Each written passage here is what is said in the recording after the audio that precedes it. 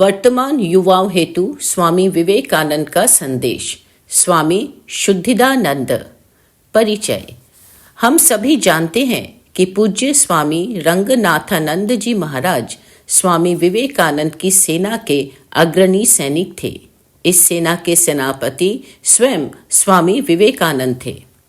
पूज्य महाराज ने स्वामी विवेकानंद के विचारों एवं भावों के अनुरूप स्वयं को पूर्णतः रूपायित कर लिया था। वे उसी भाव के लिए विश्व विख्यात रहे जिस भाव से स्वामी विवेकानंद ने लोक कल्याण के लिए कार्य किया। आज मुझे स्वामी विवेकानंद के सेवादर्श के संदर्भ में युवाओं के प्रति उनके संदेश के विषय में वक्तव्य देने को कहा गया है। स्वामी रंगनाथानंद जी महाराज स्वयं इसके उदाहरण हैं।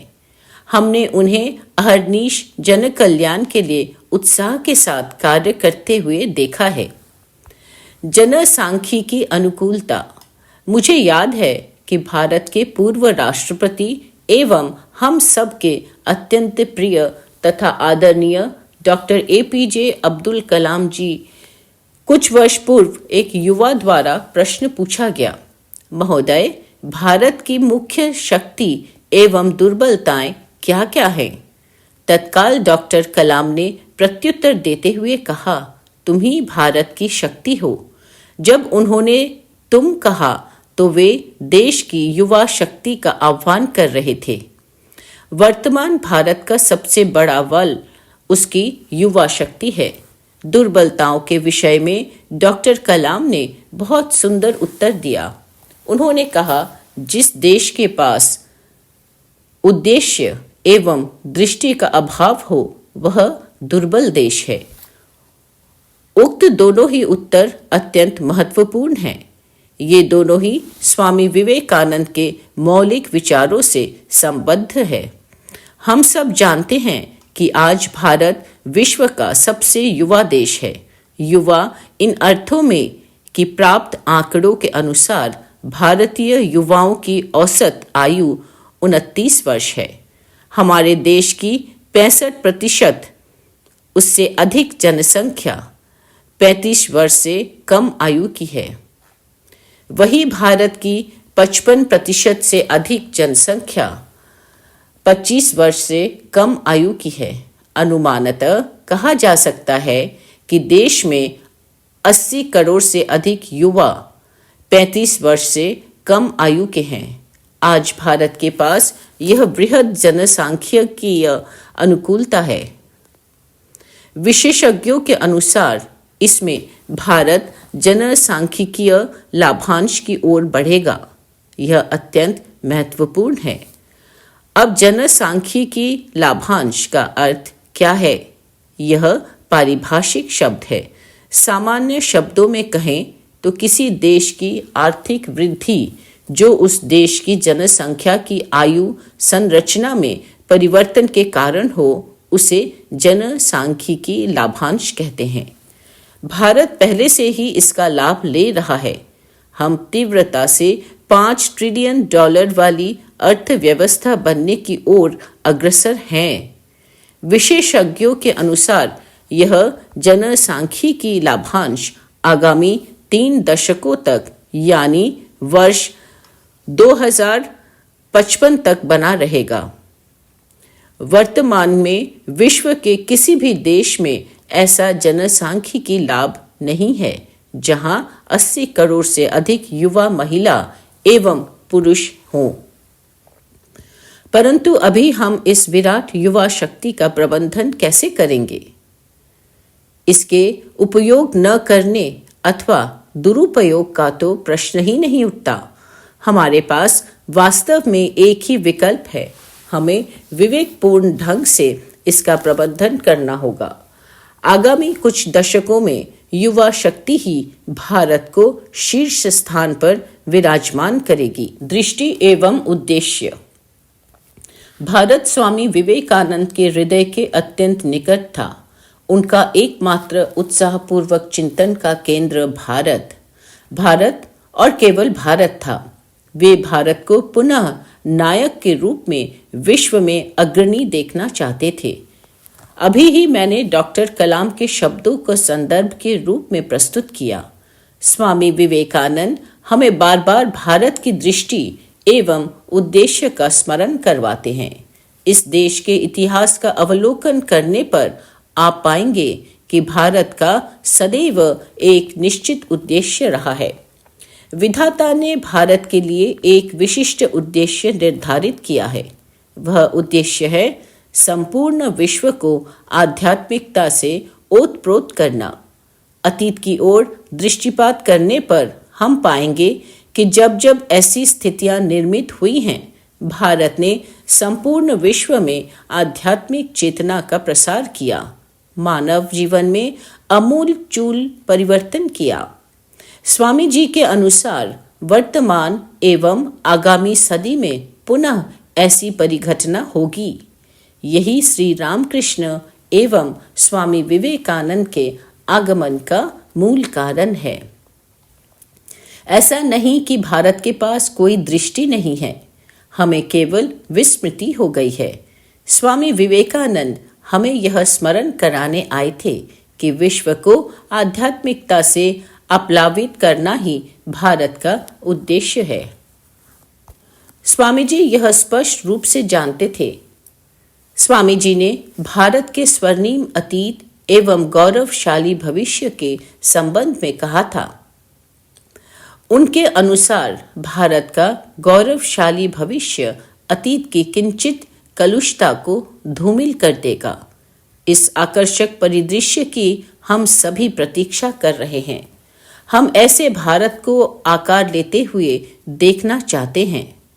हमें अभी से ही इसके चिन्ह दिखाई दे रहे हैं। इस विशाल विकास के लिए स्वामी जी की आकांक्षाएं भारत की युवा शक्ति से है। स्वामी जी अपने विचारों की अमूल्य निधि सौंप गए हैं, जो युवा शक्ति को प्रेरित कर सकती है। प्रश्न उठता है कि क्या स्वामी विवेकानंद को वर्तमान में उपलब्ध इस जनसांख्यिकी लाभांश का पूर्वानुमान हो गया था? यह प्रश्न इसलिए उठा है क्योंकि उनकी समस्त आशाएं युवा वर्ग से थी, जो इस भारत के भाग्य विधाता हैं। भविष्योद्दाता स्वामी जी 21वीं शताब्दी के आरंभिक दशकों में होने वाले जनसांख्यिकी लाभांश को संभवतः स्वामी विवेकानंद ने 19वीं शताब्दी के अंतिम दशक में ही देख लिया था। हम ऐसा इसलिए कह रहे हैं क्योंकि स्वामी विवेकानंद ने कई विषयों पर भविष्यवाणियों की जो प्रत्येक सत्य सिद्ध हुई। इसके लिए मैं कुछ उदाहरण दे सकता हूँ। उन्होंने वैश्विक परिदृश्य में अविकसित देशों विशेषकर रूस के विकास पर भविष्यवाणी की थी। उन्होंने वर्ष 1896 में कहा, पहले रूस का उदय होगा, फिर चीन और चीन के बाद भारत का उदय होगा और वह विश्व का नायक बनेगा। उन्होंने यूरोप के संबंध में कहा कि वह ज्वालामुखी के कगार पर बैठा है जो ध्वंस की प्रतीक्षा में है। उनके यह कहने के 2 दशक बाद ही प्रथम विश्व युद्ध प्रारंभ हो गया। उन्होंने बेलूर मठ के संबंध में कहा कि यह स्थान विश्व में आध्यात्मिक सद्भाव एवं समन्वय के केंद्र के रूप में विकसित होगा। इस प्रकार हम देखते हैं कि स्वामी विवेकानंद के समग्र जीवन काल में उनके द्वारा की गई भविष्यवाणियां सत्य सिद्ध हुई। उनकी दूरदर्शिता भविष्यवाणी कभी गलत नहीं हुई। इसी तरह स्वामी विवेकानंद ने यह देख लिया था कि 21वीं सदी में भारत में जनसांख्यिकी लाभांश जैसी अनुकूल परिस्थिति निर्मित होगी। स्वामी विवेकानंद के आग्नेय विचारों से स्त्री पुरुष प्रेरित हुए। स्वामी जी के आह्वान पर उन्होंने निजी सुखों को त्याग कर दिया और स्वातंत्र्य संग्राम में कूद पड़े। यही कारण है कि 50 वर्ष के भीतर ही भारत स्वतंत्र हो गया। स्वामी विवेकानंद के त्याग एवं सेवा के विचारों से अनुप्राणित युवा शक्ति के कारण ही देश पराधीनता की बेड़ियों से मुक्त हो सका। विरासत। वर्तमान में 21वीं सदी में ऐसा पुनः होने जा रहा है जैसा हो रहा है। अब से कुछ दिन पूर्व ही मुझे विवेकानंद युवा मंडल के कार्यक्रम में सम्मिलित होने का अवसर मिला।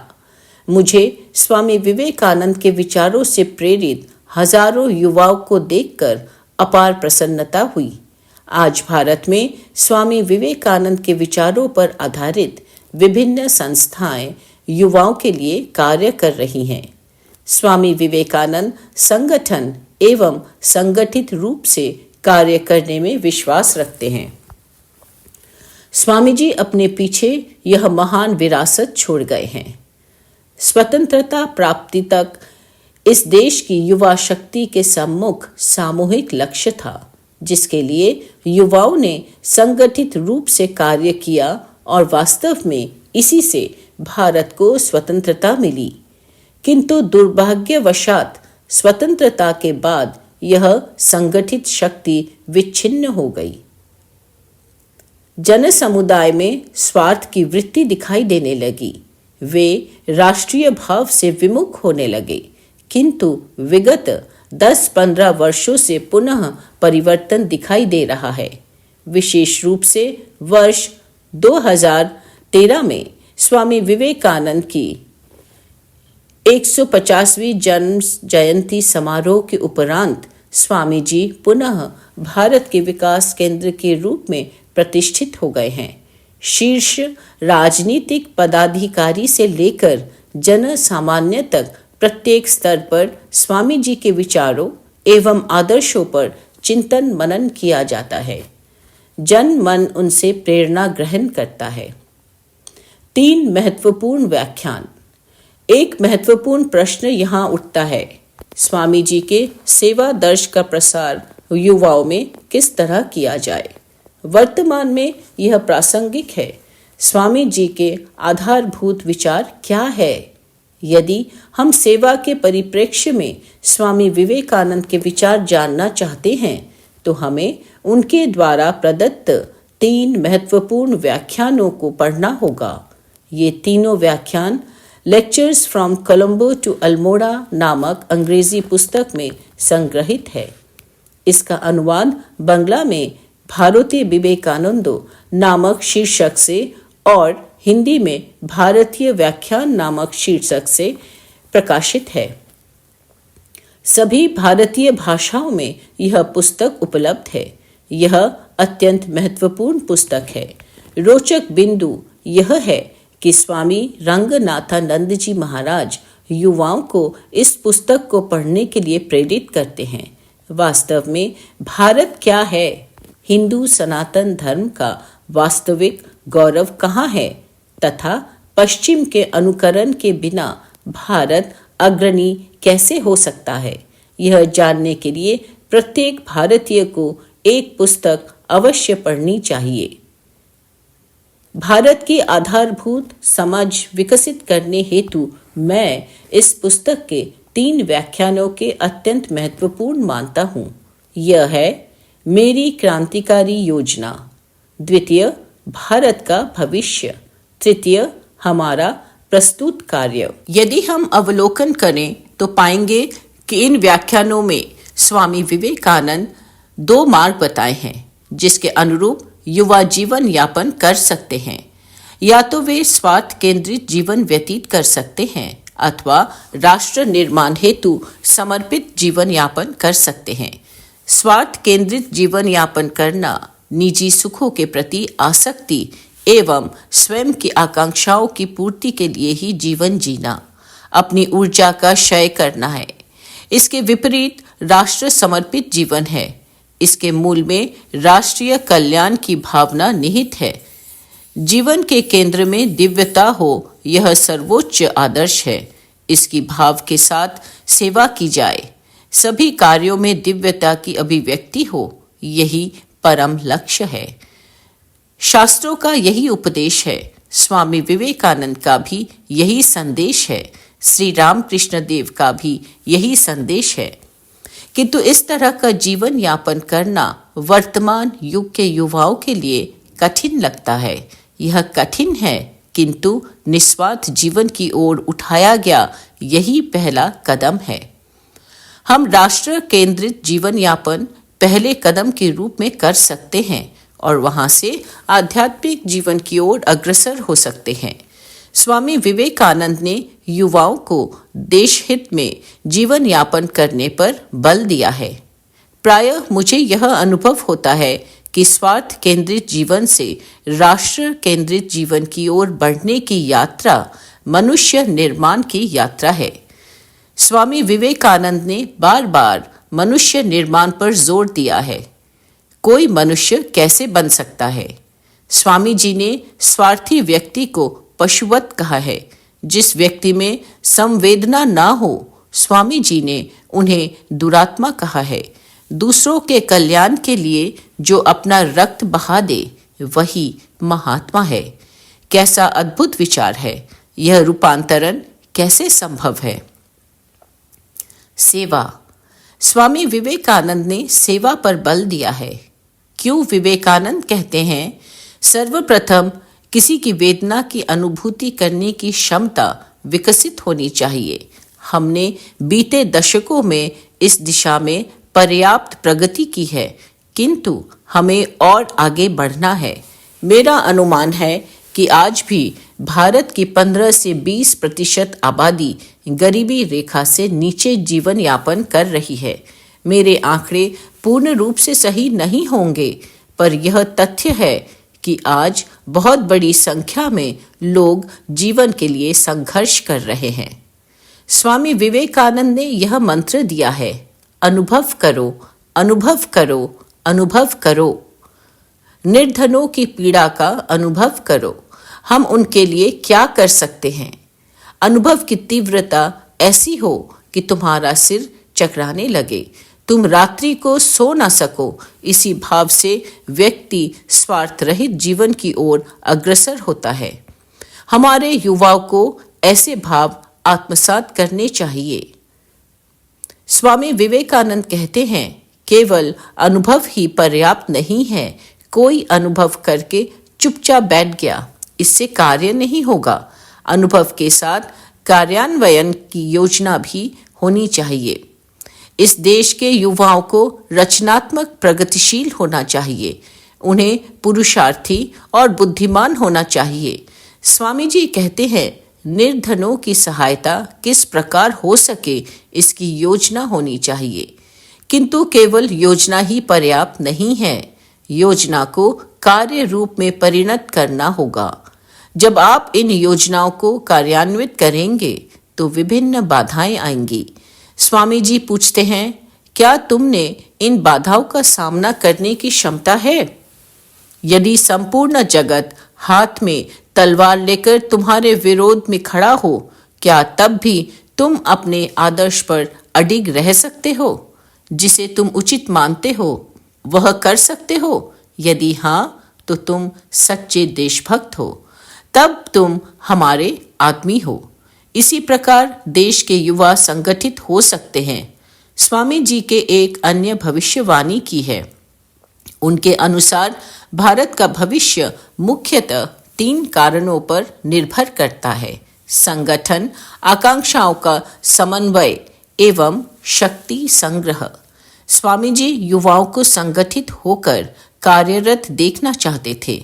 जब हम एक निर्दिष्ट सामूहिक उद्देश्य के लिए कार्य करते हैं तो आकांक्षाओं का समन्वय सरल हो जाता है।